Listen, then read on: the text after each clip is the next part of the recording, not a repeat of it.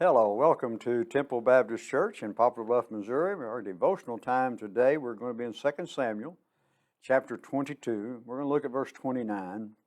I would encourage you to read verses 26 through 34 sometime during the day, whenever you have quiet time with the Lord, and catch up with the rest of what's going on here. But what David is saying, or what the writer is saying here in 2 Samuel chapter 22 and verse 29, "For you are my lamp, O Lord, the Lord shall enlight my darkness." We live, or I do anyhow, I live in a world where I expect light to appear on demand.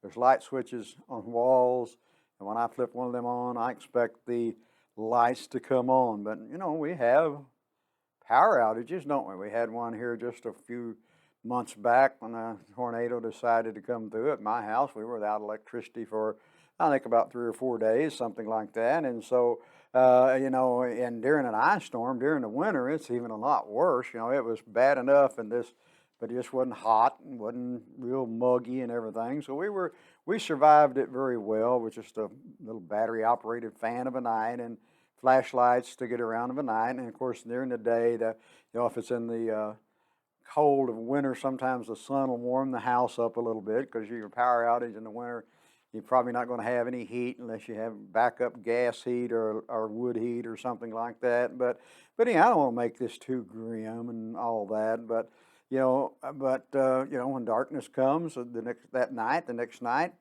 it's going to be dark and cold. You're going to have some kind of light. Today we have flashlights readily. You have a light right on your phone, but then you got to figure out some way to keep your phone charged. Just take it out to the car and plug it up. Okay.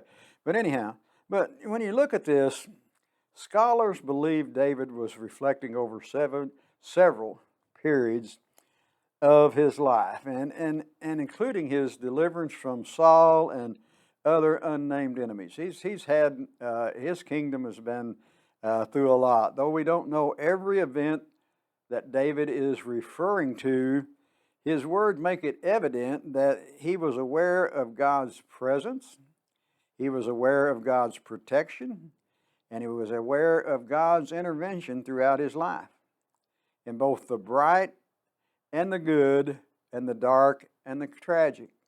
Our lives are not just always light, are they? Our lives are not just always good.